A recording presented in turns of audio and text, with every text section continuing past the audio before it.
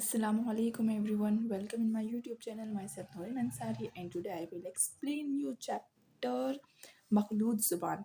क्योंकि ये जो चैप्टर्स हैं हमारे हम ये कंप्लीट कर चुके हैं। अब जो हमारा नेक्स्ट चैप्टर है वो है मौलवी अब्दुल हक का मखलूत ज़ुबान। इसको हम समझ लेते हैं और इसके क्वेश्चन आंसर्स कर लेते हैं। तो पहले तो मखलूत जो ज़ुबान है इसका हम खुलासा समझ लेते हैं क्या है, क्योंकि ये मैं इसलिए एक्सप्लेन करती हूँ ताकि अगर आप कोई क्वेश्चन में आ जाए कि ये चैप्टर को अपने लैंग्वेज में लिखिए, और ये क्वेश्चन आता भी है कि चैप्टर का नाम दे दिया जाता है कई बार, और कई बार नहीं भी दिया जाता है कि आपको इसको एक्सप्लेन करना है, अपनी ओन लैंग्वेज में लिखना है। तो अगर आपको मालूम है कि किस टॉपिक में क्या एक्सप्लेन किया गया है तो आपके लिए ईजी होगा, आप लिख सकते हो। अगर नहीं मालूम होगा तो आपके मार्क्स बिला वजह चले जाएंगे। तो इसलिए जितने भी टॉपिक्स हैं उनको एक बार अपने ओन लैंग्वेज में आप मालूम कर लें कि आपके ये टॉपिक में किसके बारे में क्या बताया गया है, ताकि आप अगर एग्ज़ाम में आ जाए तो आप लिख लो। ठीक है, तो हम स्टार्ट करते हैं खुलासा।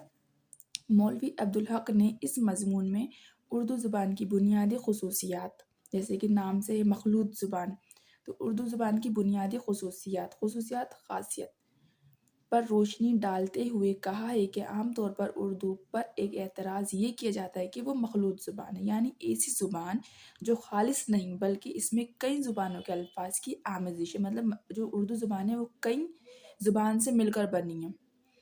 तो दुनिया में कोई ज़ुबान खालिस नहीं है। मुसलमान जब हिंदुस्तान आए तो उन पर बेशतर फ़ारसी बोलते थे। अरबी और तुर्की ज़ुबान के बोलने वाले भी हिंदुस्तान में आकर बसे। हुआ ये कि फ़ारसी, अरबी और तुर्की ज़ुबानों के अल्फाज मुकामी ज़ुबान में शामिल होते रहे और इसी तरह एक नई मखलूत ज़ुबान बन गई जिसे उर्दू कहते हैं।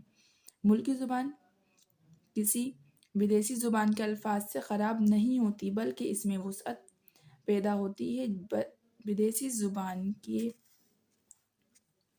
वही अल्फाज मुकामी ज़ुबान में शामिल होते हैं जो पूरी तरह ज़ुबान में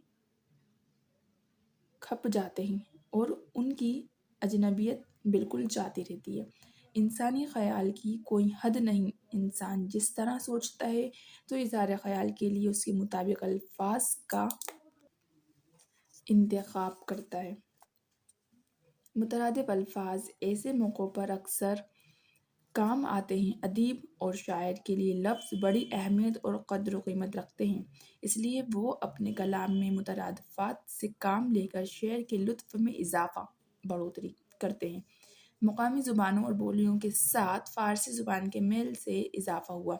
अवाम की ज़ुबान यानी खड़ी बोली, जिस पर उर्दू की बुनियाद अक्सर फ़ारसी अंसर शरीक न होता तो वो कभी इल्म व अदब की ज़ुबान न बनती। उर्दू में हिंदी और फ़ारसी लफ्ज़ मिलकर शेर व शुक्र हो गए हैं और आम बोल चाल, मुहावरों और कहावतों में बेतकल्लुफ़ आ गए हैं। मज़मून के आखिर में अब्दुल हक सरती बहादुर सुप्रो का कौल नकल करते हैं कि उर्दू तन्हा वसीला है जिससे हिंद और मुसलमान एक दूसरे की तहज़ीब को समझ सकते हैं, यानी वो ज़रिया है जिससे हिंदू मुसलमान में इत्तेहाद पैदा किया जा सकता है। हमारे ख़याल में इससे बढ़कर कोई गलती नहीं हो सकती कि इस ज़ुबान को मिटाने और इससे रिश्ते तोड़ने की कोशिश की जाए। तो ये हमारा खुलासा कंप्लीट हो गया है। अब इसके हम क्वेश्चन आंसर्स कर लेते हैं।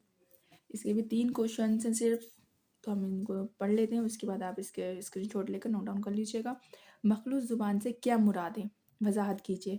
तो मखलूत ज़ुबान से मुराद है ऐसी ज़ुबान जिसमें मुख्तलिफ, मतलब कई ज़ुबानों, मुख्तलिफ नहीं तो आप कहीं भी लिख दो, कई ज़ुबानों के अल्फाज शामिल हों। हर ज़ुबान ने दूसरी ज़ुबानों से कुछ ना कुछ लफ्ज़ लिए हैं। मखलूत ज़ुबान में होता ये है कि गैर ज़ुबान को किसी कौम को सीखनी पड़ती है, मखलूत नहीं होती, बल्कि उसकी अपनी ज़ुबान गैर ज़ुबान के मेल से मखलूत हो जाती है। ठीक है। सेकेंड, ज़ुबान में विदेशी अल्फाज दाखिल होने के क्या फ़ायदे बयान किए गए हैं। किसी भी ज़ुबान में विदेशी अल्फाज के शामिल होने से ज़ुबान में आसानी और वसअत पैदा हो जाती है। ऐसे बहुत से अल्फाज जो मुतरादिफ होते हैं वो मुख्तलिफ इज़हार बयान में काम आते हैं। ख़ासकर शायरी में मुतरादिफ अल्फाज का कसरत से होना बहुत काम आता है। शायर उनके ज़रिए लतीफ़ ख़याल और नाज़ुक जज्बात अदा कर सकता है। यही नहीं, रदीफ़ और काफ़िए के लिए बहुत सहूलत हो जाती है। थर्ड है, اس مضمون میں اردو زبان کی کن خصوصیات پر روشنی ڈالی گئی ہے؟ اردو زبان کی بہت سی خاصیتیں ہیں۔